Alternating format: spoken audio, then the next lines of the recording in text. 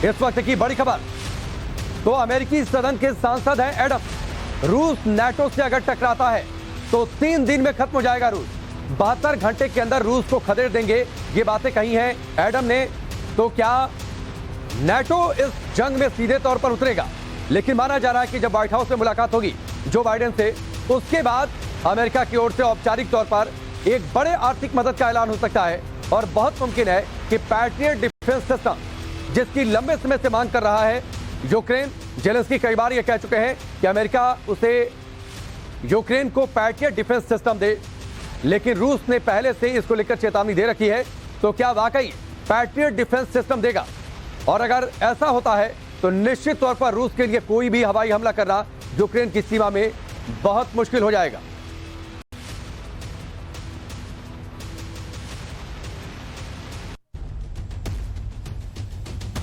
अब अमेरिकी सांसद के दावों में कितना दम है, यह आपको समझाने की हम कोशिश करते हैं कि अगर रूस और नाटो का सामना होता है तो किसमें कितना दम है, यह भी आप आंकड़ों के जरिए समझिए, क्योंकि फिर यह जंग बिल्कुल नई दिशा में आगे बढ़ जाएगी।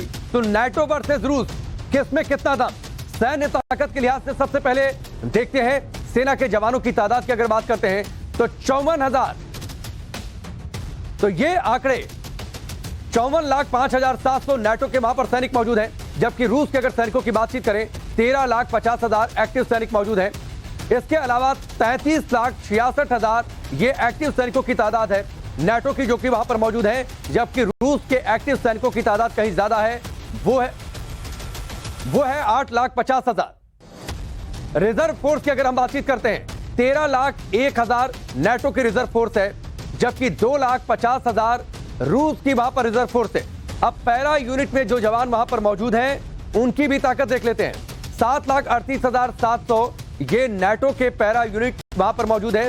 इसके अलावा 2.5 लाख रूस की पैरा यूनिट मौजूद है। एयरक्राफ्ट की संख्या के लिहाज से दोनों की ताकत हम तौलते हैं, जाहिर सी बात है नाटो इसमें कहीं ज्यादा आगे है। 20,723 एयरक्राफ्ट उसके पास है, जबकि रूस के पास है सिर्फ 4,173।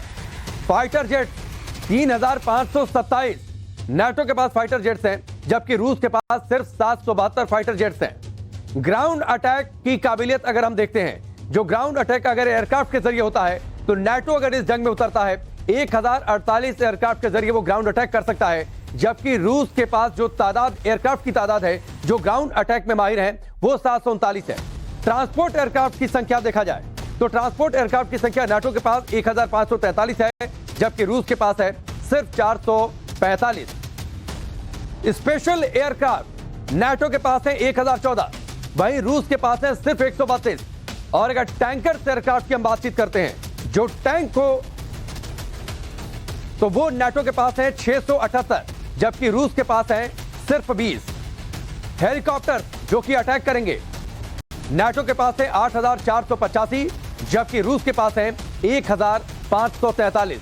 तो ये अगर आमने सामने की जंग होती है और अगर नाटो और रूस की भिड़ंत होती है तो किसकी क्या ताकत है वो आपने जरूर देखा। लेकिन इस वक्त ग्राउंड पर हालात क्या है, बदल कैसे रहा है माहौल? जेलेंस्की पहुंचने वाले हैं अमेरिका, आपसे थोड़ी देर बाद कभी भी उनका प्लेन वहां पर लैंड करने वाला है। एक रिपोर्ट हमारे सहयोगी विद्यानाथ की आपको दिखाते हैं। रूस यूक्रेन जंग के बीच वॉर जोन यूक्रेन से बड़ी खबर यह है कि पुतिन को अमेरिका की तरफ से धमकी मिली है। एक अमेरिकी सांसद ने कहा है कि अगर पुतिन ने नेटो देश पर हमला करने की कोशिश की तो इसका खामियाजा उन्हें भुगतना पड़ेगा और सिर्फ 3 दिन के भीतर पूरे रूस को खत्म कर दिया जाएगा। दरअसल आर्टिकल 5 का जिक्र करते हुए अमेरिकी सांसद ने कहा है कि अगर जरूरत पड़ी तो नेटो आर्टिकल 5 हटा सकता है।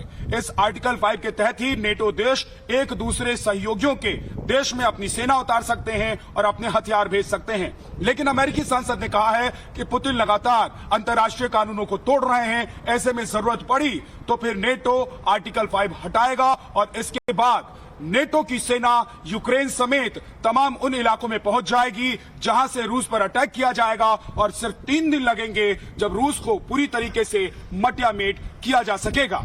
वीडियो जर्नलिस्ट योगेश भारद्वाज के साथ Vidyanath Jha, war zone Ukraine से, टाइम्स नाउ नव भारत।